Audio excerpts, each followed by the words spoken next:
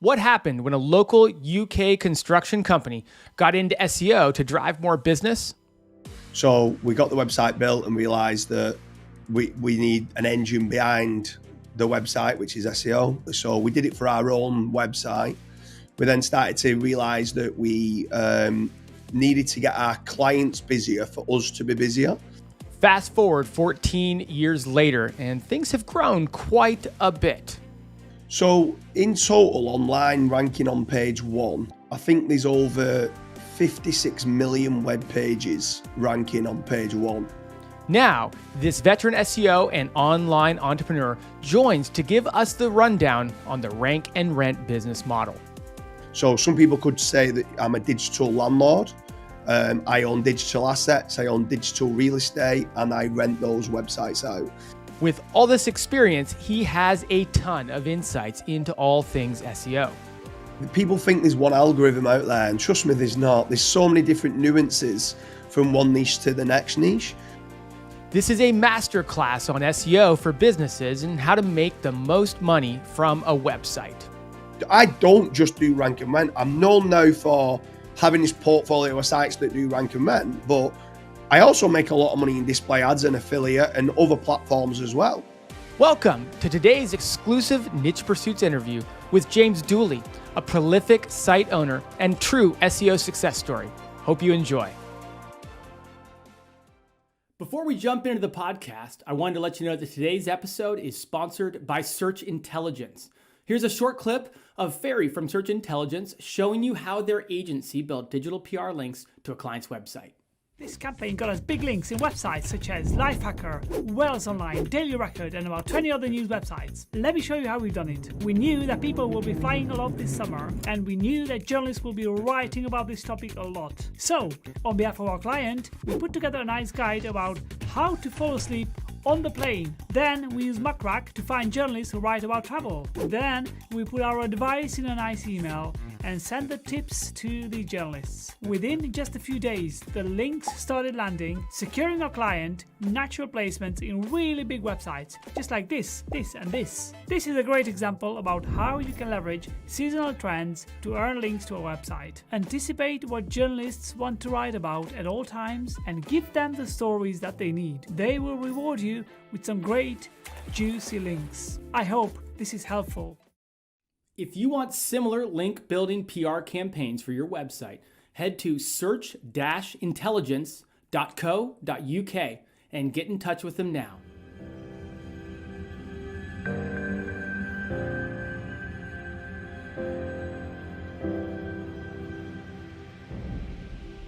All right, welcome back to the Niche Pursuits podcast. My name is Jared Bauman.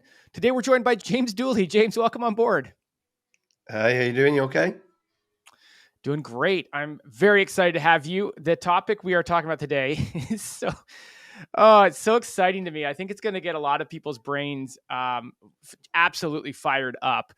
Why don't you, before we dive in though, to the rank and rent model and everything that you're doing with that, can you give us a little background on yourself? Maybe catch us up to when you started doing this. Yeah, so we started about 13, 14 years ago it was now, where we had a construction company in the UK that built playgrounds and tennis courts and football pitches, stuff like that. The phone wasn't ringing. We needed more inquiries. So we knew we needed a website to be built. We wanted inbound inquiries coming in.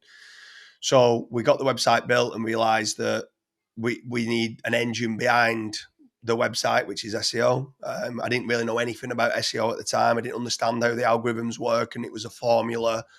And it's in a way basic math. So changing words into numbers and making certain you've got the right quality kind of links.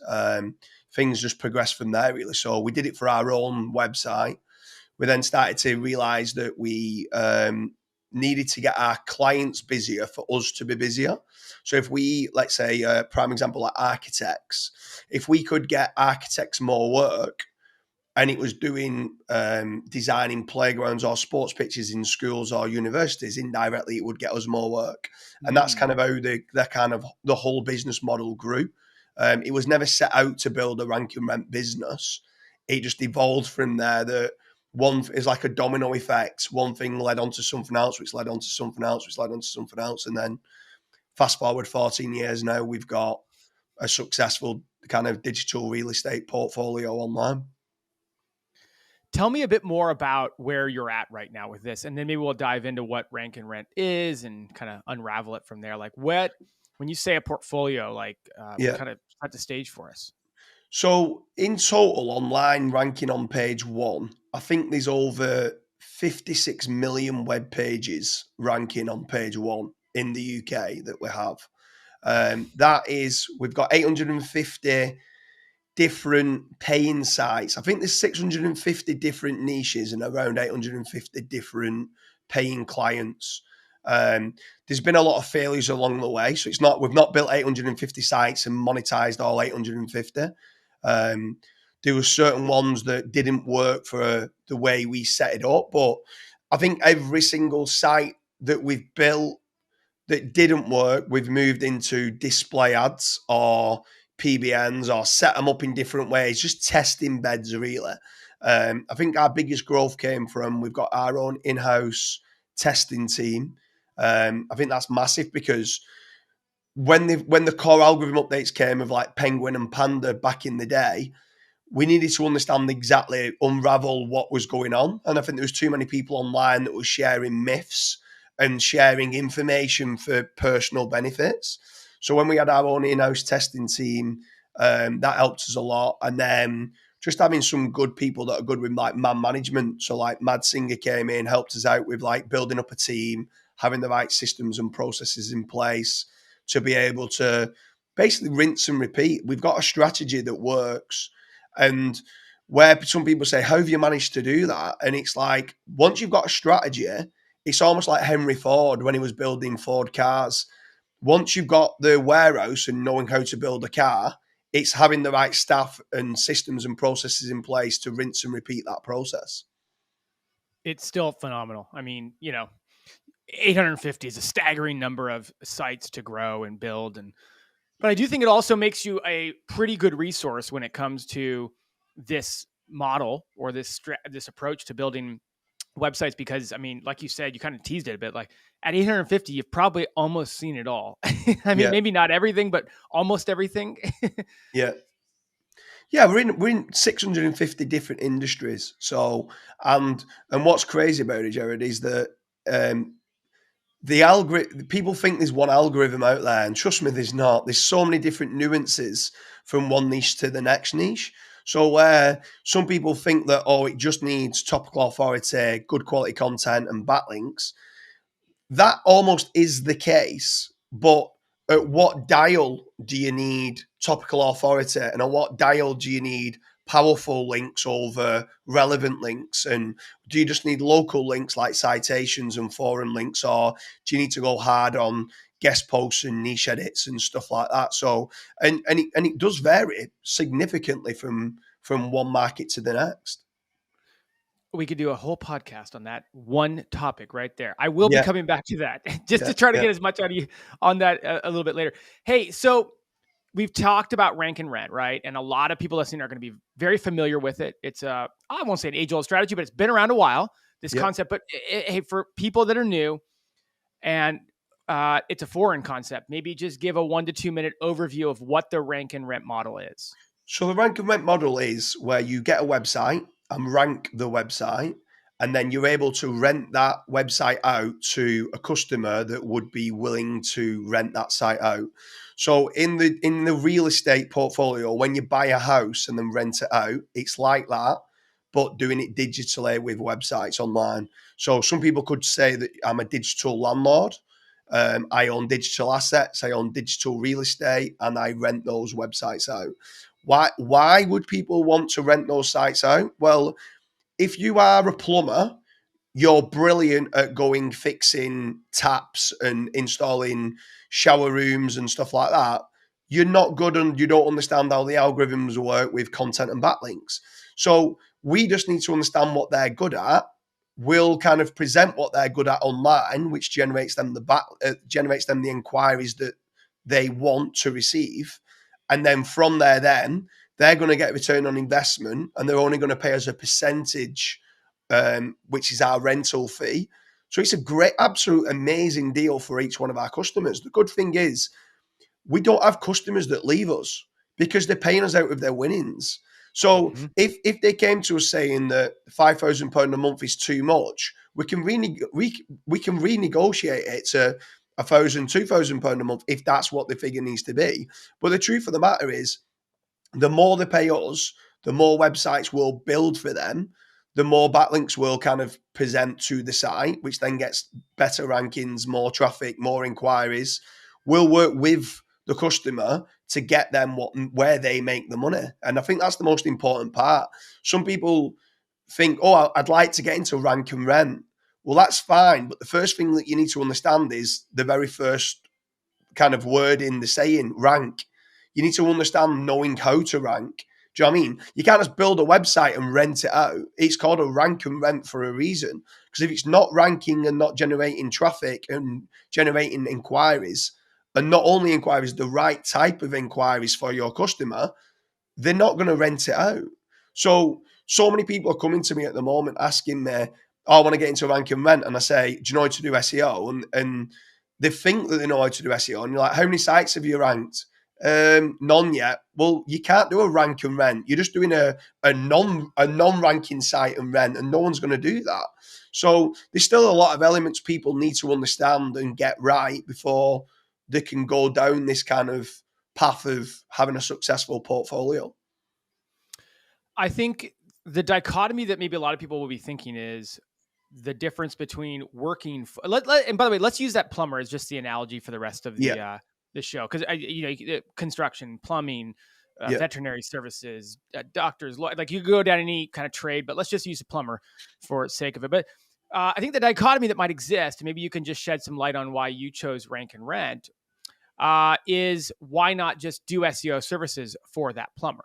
Why not build them a website? And I think I know some of the things you're going to say, but maybe walk down that path a bit so people can understand the differences there. So I absolutely despise client SEO for a few reasons, and the reason why I dislike it is because, and I don't mean this in a harsh way, there's so many cowboys out there. There's so many people that get taught to fake it before they make it, and there's no legislation, there's no regulations in place for people for who is a good SEO and who's not. So someone could go and start up on their laptop tomorrow and say that they're the best SEO agency in the local area, go and take £3,000-4,000 a month from a plumbing company, if that's going to be the example, not rank their website, the client's not going to see a return on investment, could end up being in a worse state than what it was prior to than what there was in. And then what starts to happen is we find that a lot of people, especially in the UK and in the US, a lot of business owners have been burnt previously with SEOs trying to rank their website. So us coming along saying, yeah, but we're better, that you've already got someone that's kind of in a position where they don't trust SEOs. And if I try to start doing SEO on your website, and there's prior to me even starting working for you, there's this lack of trust for SEOs, what starts to happen is when I start doing something on your website, they start asking me what am I doing? They start asking why I'm doing it. They start asking how I'm doing it. Now, if I was to go and get a bricklayer to build an extension on my house, I'm not going to stand over that bricklayer who's building the wall to say, excuse me, what you're doing? Excuse me, why did you tap that brick 3 times? Excuse me, what grade of cement are you using? How are you doing that? You just allow the bricklayer to do what he does, which is build the wall because they're professional in what they do. But in this industry, that's not the case. So we found personally that there was too many questions being asked. And actually, 50% of budgets being spent on client SEO was managing the client's expectations and building nice glossy reports. This method, it's very risky. We're very good at what we do. We know how to rank websites. We know that SEO is very predictable, and doing the right quality content, getting the right entities on the page, doing the right kind of silo structure, doing the right topical authority and the right links, and carrying on until you get to number 1. When we know how good we are at what we do, and I don't mean that in an arrogant way, Because if you're not good at it, this model isn't for you. But if you are good at it and you are genuinely as good as what you say you are at ranking websites, you can rank a website and it might cost you £50,000, just throwing a hypothetical figure out there. But if you can rent that out for £5,000 a month and that plumber's happy to pay that because it's ranking, it's already generating inquiries that they specifically want. Well, within 12 months, I've got all my money back of my investment back. So what better, you tell me an investment that you can do where you put £50,000 in and you make 100% yield in year one. Like you don't, well, I mean, I'm not saying you can get it within year one. It might take a year to rank it, but within 2 years, you've got you got your money back, and then after that, then you're earning that time and time and time again. So the model's a great model if you're good at SEO. If you're not good at SEO, maybe sell a service, or maybe go and learn, or do what others say where you fake it before you make it. But I'm not in that remit. I like making certain that all of our customers get a return on investment. And if you're good at SEO, the rank and rent models, it's a good model to kind of get into. It's certainly a simpler sell for a lot of clients. It's like, hey, you mentioned, I mean, I run an SEO service-based business for a living. And you're right. The biggest hurdle is overcoming the negative perceptions that a lot of people have had from SEO, because it can take a while. And instead going to them and saying, you skip all that, just buy the leads, just buy the site that's already ranking and we'll give you the leads. So there's certainly a compelling simplicity to it. Let's spend some time talking about maybe the tenets of how to do this. I know that you and I kind of put together a little bit of an agenda for today, and you have some pretty interesting ways that you're going about building these and kind of a process to it. What for people who do feel like they're good enough in SEO, do want to dip their toe in a rank and rent model? Maybe let's start at the beginning. Where do you start? Do you just start with a brand new domain? How do you pick that domain? How do you pick what industry? Is it important to pick and do keyword research and do industry research ahead of time? So they're all great questions. Let's just go down the one kind of model of being plumbing for this example, right? So I'd start off by getting a domain which is plumbing.com or something close to plumbing.com, plumbing.co.uk, whatever it is that you can purchase, or jaredsplumbing.com. And this one, the first site that I build, I'm going to go very broad. I'm going to do everything related to plumbing, everything related to plumbing. Even if the certain clients at present might not do everything within that, I want the search volume. I want the real data, the real Google Search Console data, not the Ahrefs data, the SEMrush data. I want to know what keywords get traffic.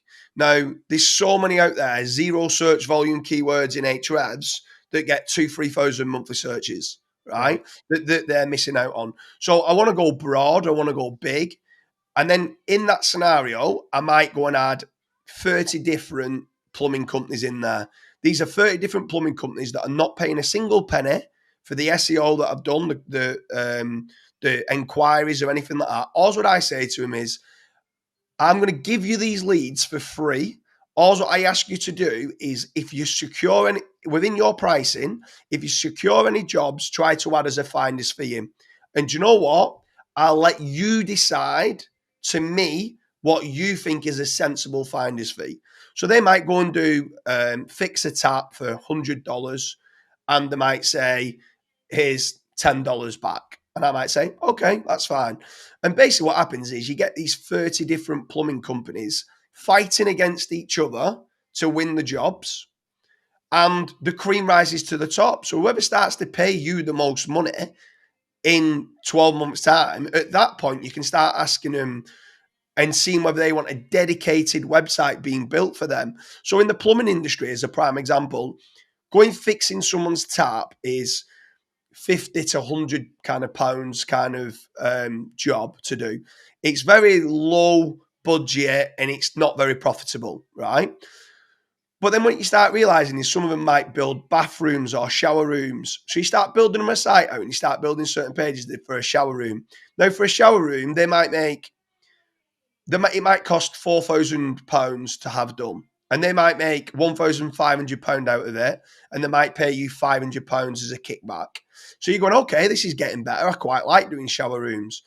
But then further down the line from that, what you start to realize is that some of them then start paying you some more money. And you're like, oh, what's that for? And they went, oh, I just done a wet room. And you're going, well, what's a wet room? And they're going, a wet room's like a shower room, but it's for commercial. So it's for like gyms and office spaces. And basically it's a shower room, but it's got tiles all around on the roof and all up the walls and all the rest of it. But and they're going, we make more money on a wet room. And I'm going, I didn't even know you did wet rooms. And you go, okay. So you go down that remit of doing wet rooms, and then you start to realize actually that disabled wet rooms, you've got to have a wider door. It's got to be DDA compliant. The room's got to be bigger. You've got to have a pull cord. So you need to get an electrician in to pull the pull cord in.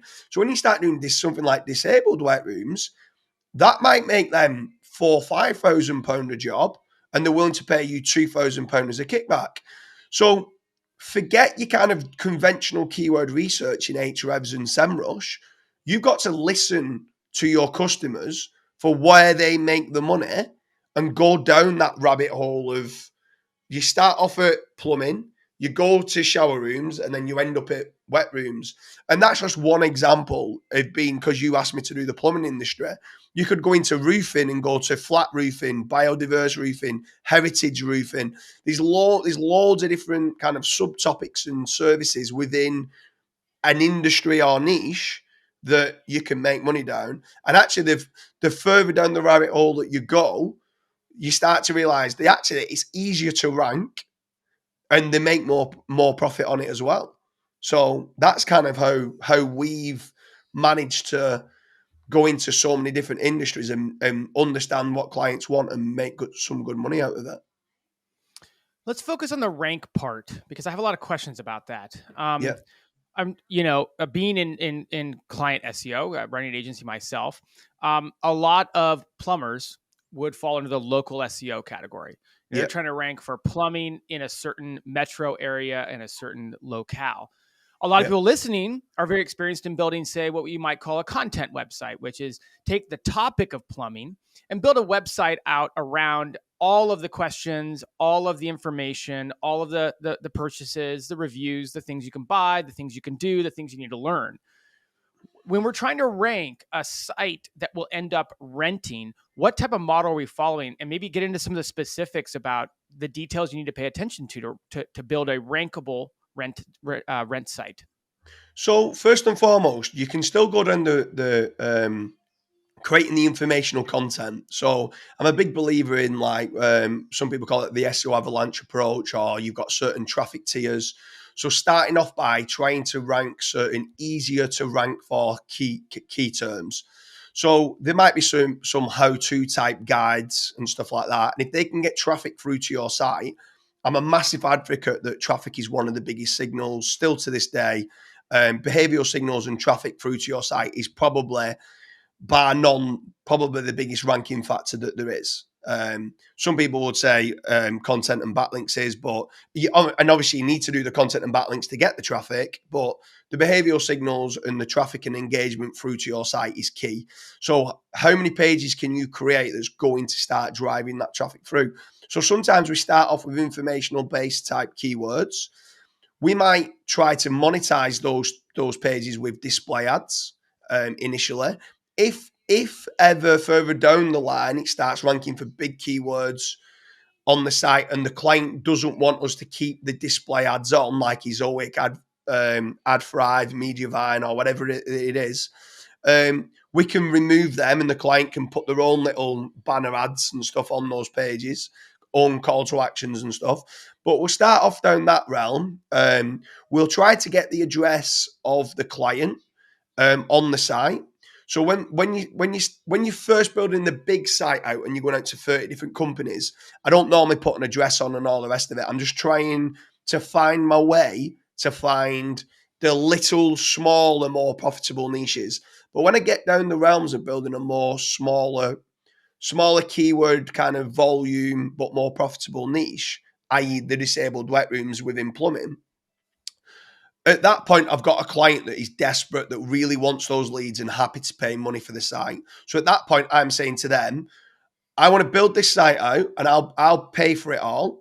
I want to build this out, but I want your staff going on my site, right? So I want to build this site as if it's your site, right? Because you're going to rent it, and this needs to be your site. I'm going to do what you should do on your own website, but you're probably too scared of doing it because you don't have the budget to do it, and you don't have the photographers, videographers, the content writers, the link builders, and everything else that you need. I'll build the site out that you should do. And if you want to then go and copy my site and try and do it yourself, you can do. But for while I'm ranking it and you're earning money out of it, are you going to carry on renting it? Of course they are, because they're making a return on investment for every time they're paying me money. So actually, we start to get clients wanting us to pay more money because they're going to get more jobs in. So back to the realms of, we start off with informational based terms. We'll try to get their address on the site. We'll build out where they're based. So it could be, like, say, disabled wet rooms in Sarasota, which might be in Florida or something like that. We're mainly UK based, but I'll just use Sarasota as being the example.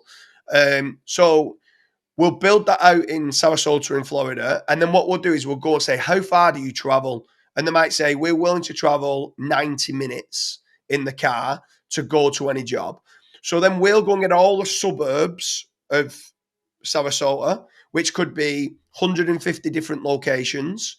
And I want to rank for disabled wet rooms in every single one of them 150 different locations. So, and I want to try to get, if I can, images on every single one of them. If I can get a video done for every single one of them pages as well in the different areas, as long as it's getting some sort of search volume, I might do a video for it. If it's not really getting search volume, I'll just do the page. But I'm going to create the 150 locations. I'm going to do all the informational posts. I'm going to then make certain that I'm doing all my citations, like directory links with the NAP listing. So I'll get like a Twilio number and redirect it through to their mobile phone or their office. I've got their address on there. I've got the Meet the Team page with their staff on. And these people are more than happy to do it because at the end of the day, they're a plumber that just wants to get more plumbing business, and they're only paying us a percentage of their profits. So they love us for it. Like, and I can openly say it, and I can openly give you all of our clients to say, do you enjoy the model? And every single one of them will say, yeah. Where in the SEO industry, if you speak to a majority of clients and say, do you think you're getting good value for money? They'll always feel they could get better value elsewhere or something, where with our clients, they enjoy what we do because they see ROI. Hey, just a quick break. I hope you're enjoying the podcast so far. Just a quick reminder that today's episode is sponsored by Search Intelligence. Now, I've got a short clip from Ferry with Search Intelligence showing you how their agency built digital PR links to a client's website. We got 20 links and placements on massive websites such as The Express, Mirror, Daily Record, and many more with a campaign about the pros and cons of popular diets. Not bad. This is exactly how we've done it. Our client is a very popular fitness client. We have asked them to provide thorough expert commentary about the pros and cons of the most popular diets. Once we have this information, we put this in a nice email and send it out to 15,000, yes, 15,000 journalists from around the world that write about fitness.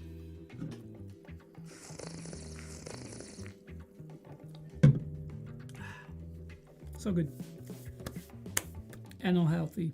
Big publications picked up our story from the email, giving our client massive, juicy, saucy, healthy links that are 100% relevant to their website and that will keep the rankings of the website in a great shape. You see what I've done there? I hope this case study inspires and that you will start leveraging expert commentary type campaigns to land links to your or your client's website, just like we've done it with this campaign.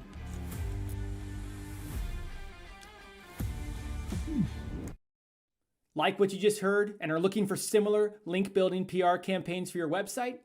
Just go to search-intelligence.co.uk and get in touch with them today. I want to focus on the ranking part. Yep.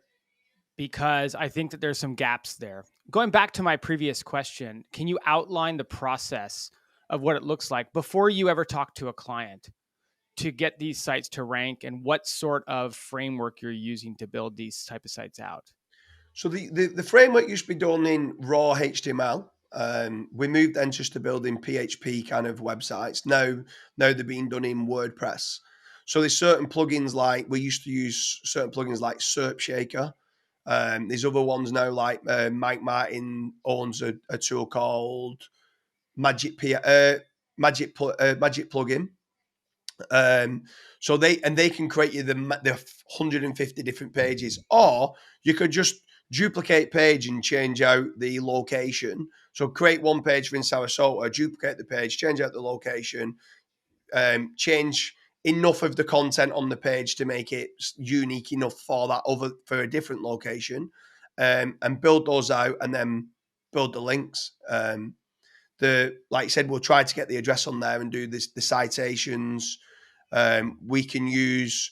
I've got different businesses, so I've got certain writers that prefer using Page Optimizer Pro. Kyle Roof's kind of on page optimization tool. Some prefer using the dashboard of Surfer SEO. Some use Eric Langeri's onpage.ai, and some prefer Market Moves. Market Moves, I feel, is probably the best, but it's the most expensive. So in local, it's probably not needed. I also have like affiliate sites and stuff like that. And in the casino market, all my writers write in Market Moves. And that tool is great. It's more of a topical modeling system as opposed to a correlation. But Surfer, Phrase, onpage.ai, Page Optimizer Pro, they're all great tools. They're all good enough for you to get the right entities on the page, internal link all relevant pages to each other, and then once you've done the kind of the pillow foundational links of citations and forum links, I do like a social fortress, which is just getting like, if I've got Dooley's disabled wet rooms.com, I'll make sure I've got Dooley's disabled wet rooms kind of Twitter account, Facebook, Tumblr, Weebly, Rebel Mouse, Blogspot, and I'll getting all them branded terms, try and get all them indexed with a unique article which link back to the site. They're only Web 2 backlinks, but it's just to get the branded anchors built to the site. So I've got my naked URLs from my citations. I've got my branded anchors from my branded fortress. And then after that, then it comes back down to them power.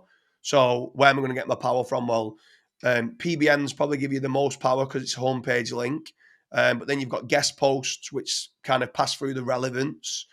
You can power those guest posts up with tier 2 backlinks to get power to the new page that you've had written, because even though it might be on a high DR site, the page level power might not be very good if it's a guest post. So get some tier 2s kind of to that relevant post, and then you can do link insertions and niche edits, which are kind of links on existing pages that have already got some sort of power, might not be as relevant as a guest post would be, but then you've got your blended mix of, you've got some homepage power, some really relevant guest posts, some other kind of inner post, niche edit kind of power.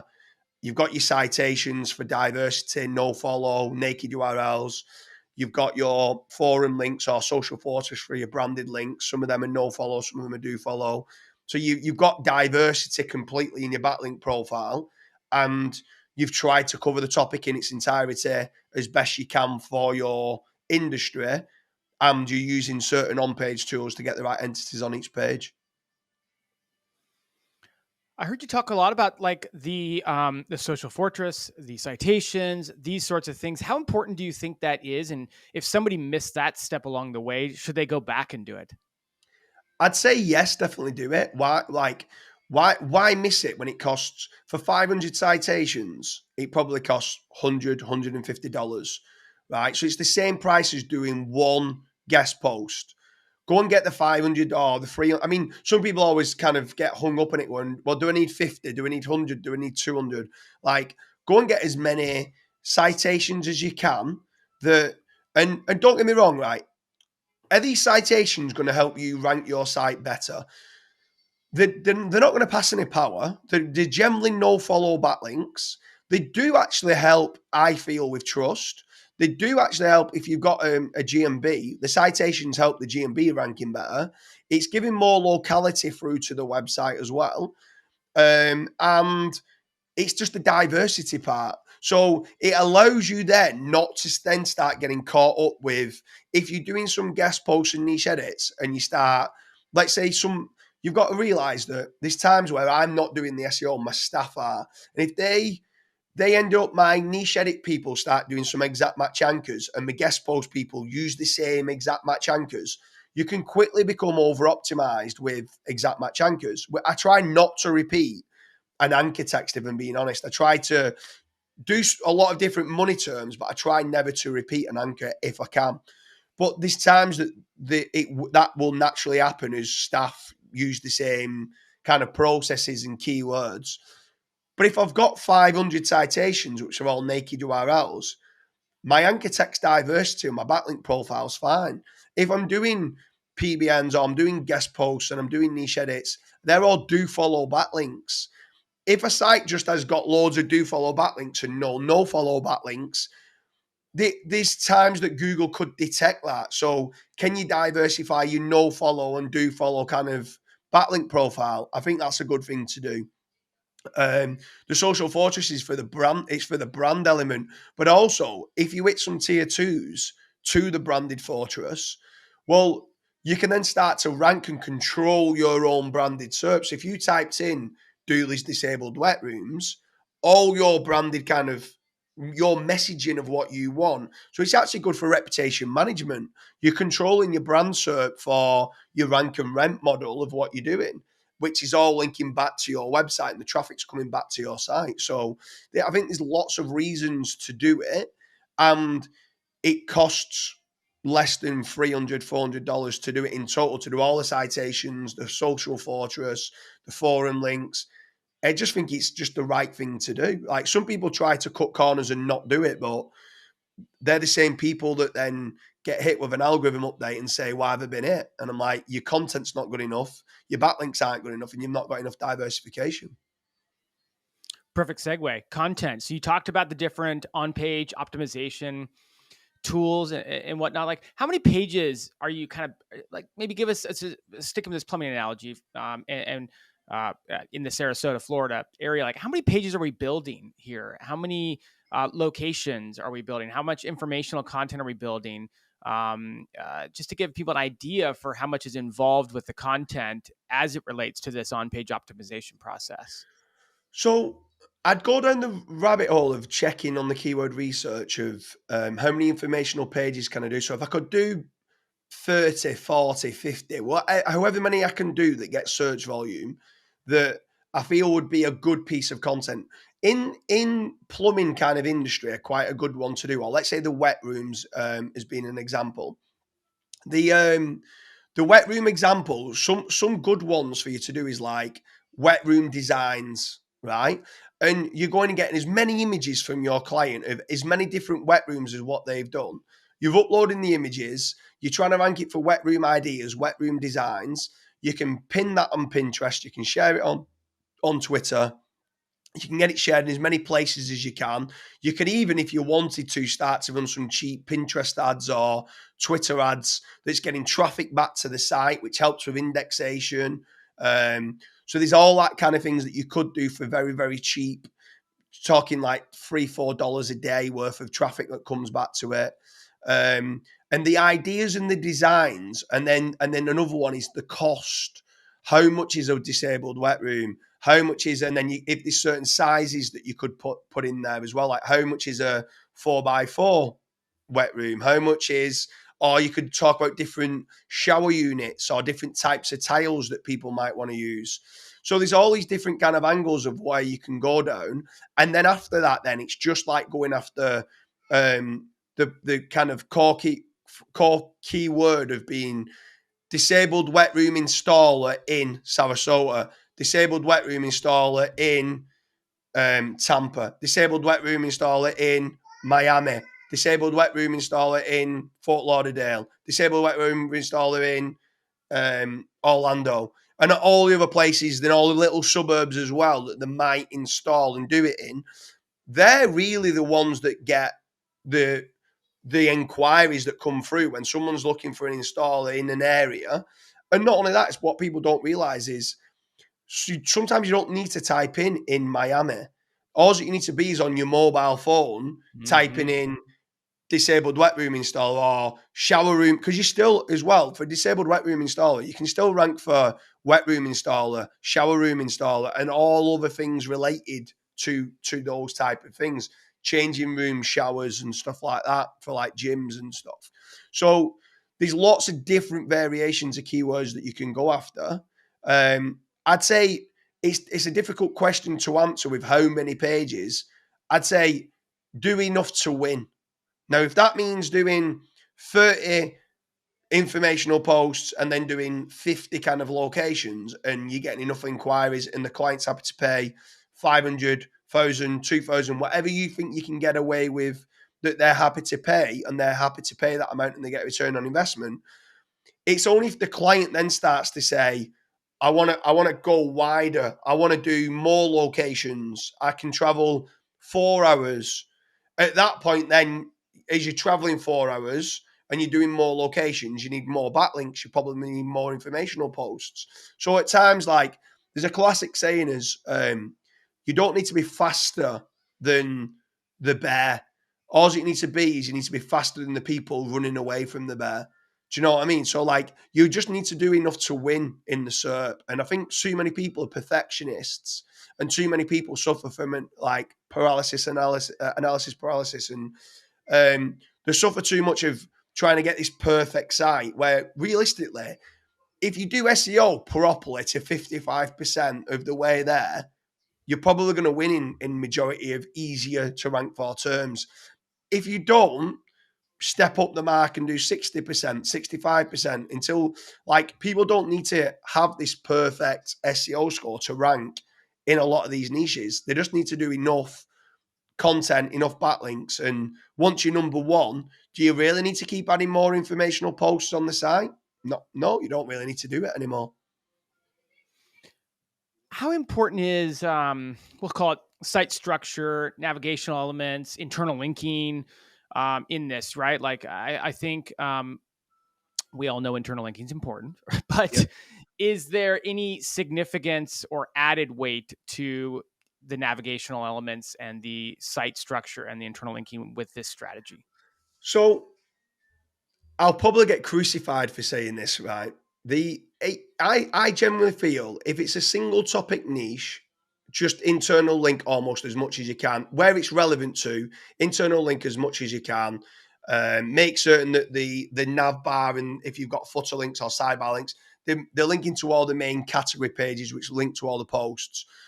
I don't feel you can over optimize internal links with regards to anchor text. I'd still try and vary it up as much as I can, but I've never really seen many sites being hit with over optimization of internal link anchor text. So I'd say just link as much as you can where it's relevant to.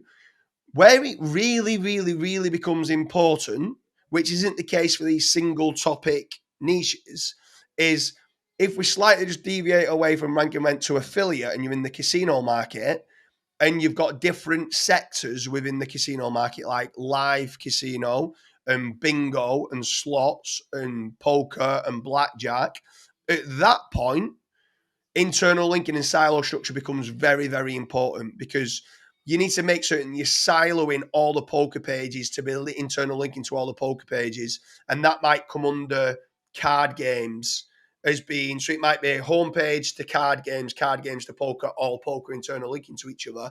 And you don't really want to be sideways linking too much to other, like, kind of board game, like slots or bingo or other things. So at that point, you can start to quickly mess up your silo. But in these local lead gen kind of industries where you're just a single topic, at that point, just internal link where it makes sense as much as you can to all different pages that you think is relevant to each other. And I don't think really you can harm the site. I think majority of people just don't internal link enough is the actual truthful answer to it. So internal link more, add more kind of links on the homepage to all your main money keywords, because obviously your homepage is the strongest page on your site. So any of your main ones, can you get off to the main services or the main locations of where you cover? And yeah, just internal link more on single topic kind of sites. You can't really go wrong. It's only really when you're going after multiple topics, it starts to become a problem. A lot of people listening at this point will think that this sounds a lot like building a classic old school affiliate website. Like you're building your money pages, right? And it's your best X for Y. And we have to write informational topics to build, topical authority, to help with internal linking, to help with navigation. We can monetize those informational articles with ads if we want. And we, build backlinks, we do internal linking, we build social profiles. Like, what is different about the rank and rent approach? Or are there any differences There's not to kind of that classic affiliate marketing? It's all SEO, like, so there's not too much difference. There's different nuances, like if it is local, more so than affiliate, the citations and the forum links and stuff, I'd say are more important for the rank and rent kind of model than it would be on an affiliate site. Affiliate sites generally are tougher, but where it gets harder for a lot of these SEOs, a lot of people get into the get into the affiliate market because they can rank a website, they never need to pick up the phone and speak to anybody, and they can earn money while they sleep, right? The rank and rent model isn't completely hands off. You still need a sales team because even though they're just renting the website out, the clients still want to speak to someone occasionally to be like, how can I generate more leads in this? Or is there any way that we can change this image or do this or do that? She's still down the realm slightly of doing almost like client SEO work, but the clients are a lot nicer because they're only paying out of the winnings, if that makes sense. So they're never demanding. Client SEO, I feel like you're almost employed by the client, where this one, they're asking you nicely, can you do X, Y, and Z? Where sometimes with client SEO, they're kind of demanding, I'm paying you, you're my employee, this is what you need to do. Because you're doing it on their website. Right. So when it's on their website, you've got to follow their rules. And especially if they're a big brand and they've got brand reputation management and all the rest of it, brand kind of things of like, oh, I don't really like the way you've done that, or I don't really like the color of this. And it just becomes a logistical nightmare. So, but back to it, yes, it's very similar. Everything's similar. Like whether you're doing display ads is still, you still need good quality content. You still need internal linking. You still need backlinks. You still need to know how to rank, which is came back to me at the start when I was saying, if you know how to rank, you could make money via lots of different platforms. So you could do display ads, you could do affiliate, you could do rank and rent, you can do lead gen. You can, when you start getting big sites, you could do multiple things like display, lead gen. So I'll give you a niche here that you could do multiple sources of earning money. Appliance repair. Right. So if you went and build out the biggest appliance repair site that there is, and you went and tried to start ranking for appliance repair in every location that you can think of that a customer would want them leads for, that goes and repairs dishwashers and washing machines, you can sell those leads or rent those pages out to a client. But then on an appliance repair, you can also say, why have it repaired when you can just go and buy a brand new dishwasher? And then you can internal link it to the best dishwashers page and do affiliate. You can then start doing the how-to guides of how you can repair it yourself and do that with display ads. And if you really get big and you're ranking all these different terms with lead generation, with affiliate, with display ads, you can start renting out your Facebook pixel to big like brands that might want to do that. There's so many different ways of monetizing websites. Like I don't just do rank and rent. I'm known now for having this portfolio of sites that do rank and rent, but I also make a lot of money in display ads and affiliate and other platforms as well. And yes, it is all a similar team that do similar processes of content, technical, internal linking, backlinks, content. You took the words right out of my mouth. I mean, I was going to ask, my next question was going to be, hey, what about that person that, let's say, they did build that website. They have that website that is on plumbing, and it's a content site, right? Like that's the site they were trying to build. They wrote a bunch of informational content. They have some affiliate articles. Maybe they're ranking well, maybe they're not. Maybe their informational content is doing well. is it possible to bolt this on? Could I take a content that I have right now and I'm like, oh man, I'm ranking, I'm about plumbing. Can I start adding these location pages on? And will that work? Or does it have to be done from the beginning? Yeah, no, absolutely. You can bolt it on. If I'm being honest, 100% honest with you, one of my biggest growth markets at present is I'm looking at some affiliates and some SEOs in the industry that are great at what they do. They're probably better SEOs than me, right? But commercially and business, they're not on my level, right? So they're brilliant at what they do, and I'm looking at these sites, and whether you're going on Empire Flippers or you can go on ODYS or Flipper or whatever it is, or just look in Facebook groups or just outreach to certain sites that are ranking well for informational based terms, and they're only making money via display ads, but they're getting lots of traffic. I will 100% go and buy their site and change it from being display to also making money in affiliate, to also making money in lead generation, renting out the Facebook pixel, maybe like allowing certain, as long as it's high quality kind of guest posts being done on the site. There's probably 30, 40 different ways of monetizing a website that you can do. And absolutely, if a site's aged and got traffic, you can bolt on other things onto that site. Definitely. Let's talk a little bit more as we kind of come to the end here about the renting side, right? There's rank and rent. Yeah. And we've danced back and forth on it. I mean, I'll call out the elephant in the room here that I think maybe needs to be called out. Like, a lot of people are in SEO because they don't have to interact with people, whether it's clients, whether it's in this model, whether it's individual companies, plumbers, for example. What do people really actually need to get over when it comes to that? And is there ways to outsource that or get help so you can continue to kind of just be the SEO in the whole game? That's a difficult question. In fact, that's the first time I've been asked this question, if I'm being honest with you. So it's a great question to ask. You do need to have a sales team, so you need, because you need to pick up the phone and you need to speak to or at worst be emailing back and forth. So I suppose that's not too bad, but you need to be speaking to these clients to understand where do they make the money. And you need to sometimes have them awkward conversations with them to say, look, I want you paying more money for the site that we have. How can we start charging you more money? I understand to charge you more money, you need to make more money. So you need to kind of open up more ways of you earning money, if that makes sense. So you do need to interact, and yes, certain people don't like that model. Some people prefer the affiliate model because of that. And in general as well, you can't really, when I call it rank and rent, it is rank and rent. But to start with, it's rank and lead gen.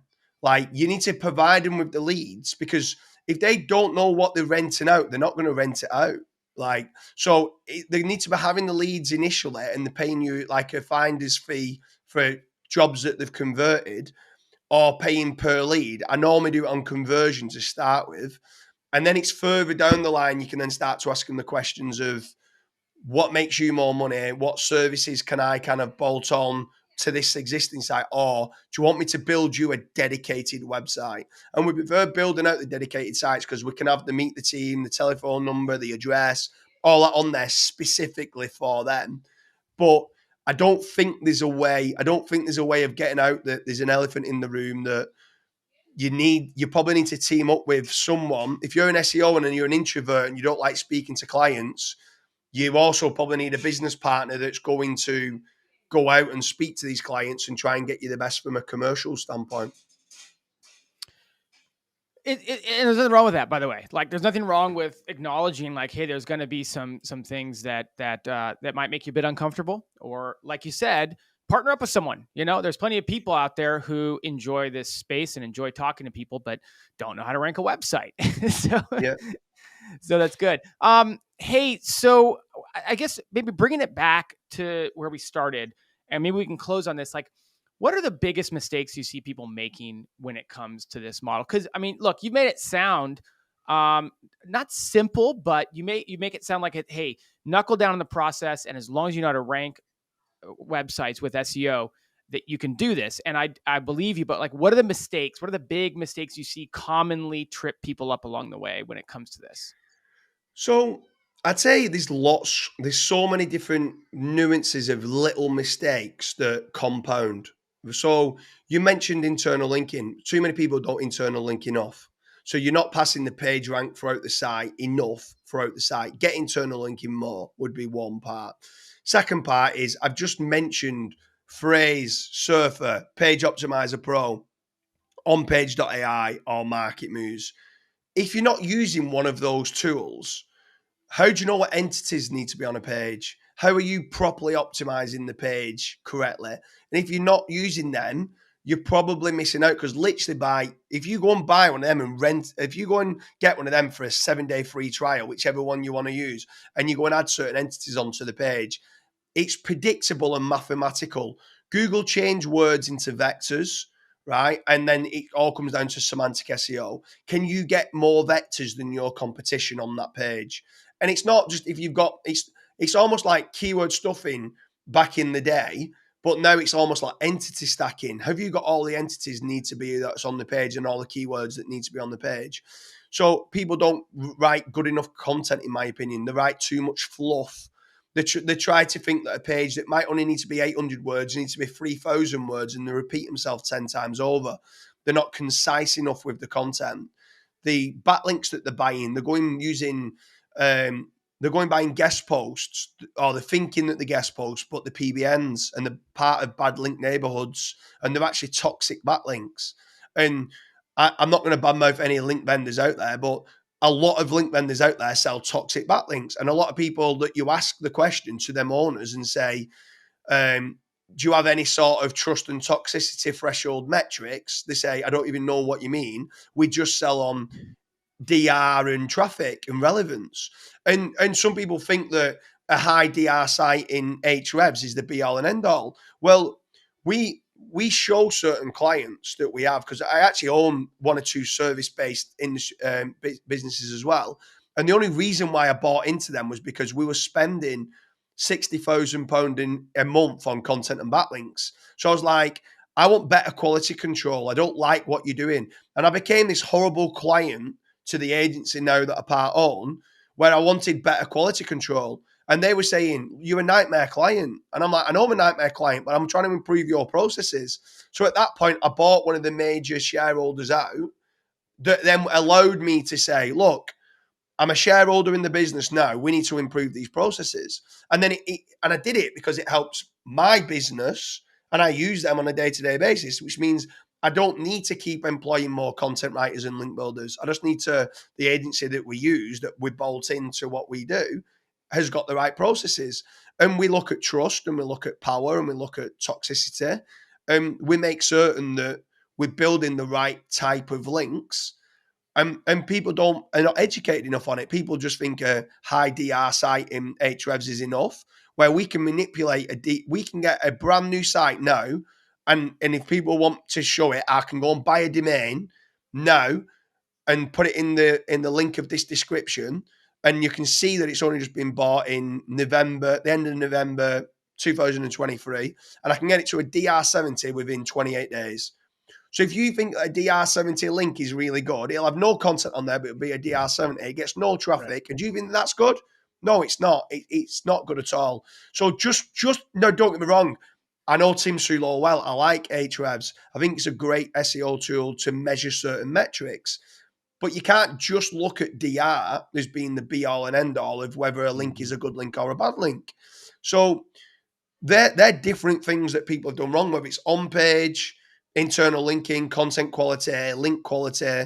That's what our testing team are doing on a week-by-week basis. And I wasted millions buying toxic link. I wasted millions buying the wrong type of links. I wasted millions not doing the right type of, was just cheaping out on what good quality content, what I thought that was. And sometimes you just need to get up and go to certain networking events and speak to the right people who are good in their lane. So I wouldn't go and speak to someone who's very good at link building about content, because they're probably not good about content. But I wouldn't go speaking to someone who's very good about on-page semantics like a Kyle Roof or a Corey of the world that's very good with on-page content, I won't go speaking to them about traffic or paid ads or link building or silo structures, even though they probably are good at that as well. But I try to speak to people who are the best in their lane at what they do. I travel the world going to these events and just trying every day, even to this day, every day is a school day. If you don't innovate, you're going to evaporate. And that's what the team are built up to do every single day. Like every single day, they've got to try and learn and develop. And there'll be different nuances next year than what they are this year of what the benchmarks. Is it more relevance? Is it more power?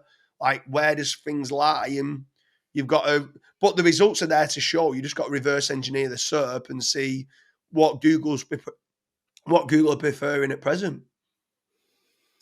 Well, James, this has been absolutely fascinating and a really good deep dive. I think I'll encourage everyone, like, probably want to listen to this one a second time, because yes, we're talking about rank and rent, but kind of throughout, like, there was basically like a 5-minute masterclass on how to start a site up. There was another little masterclass there on how to evaluate links. And there's another, so a lot of things here that people can kind of go back and listen to a second or third time.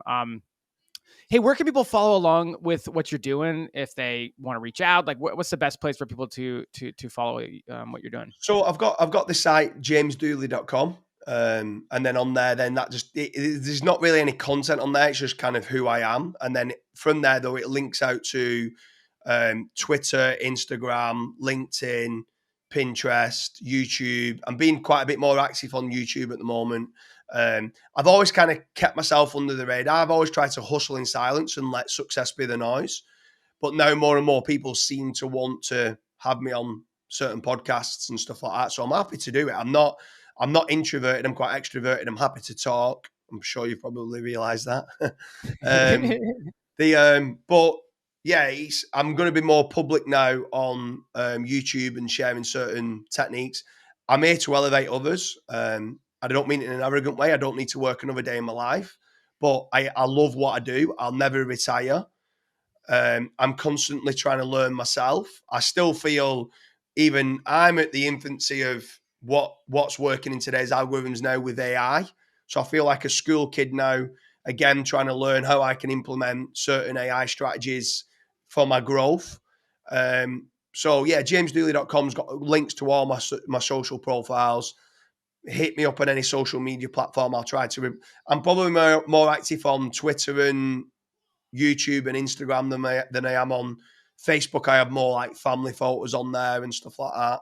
And LinkedIn, I get thousands of kind of messages, so I fall behind on that. So I probably won't message me on that platform.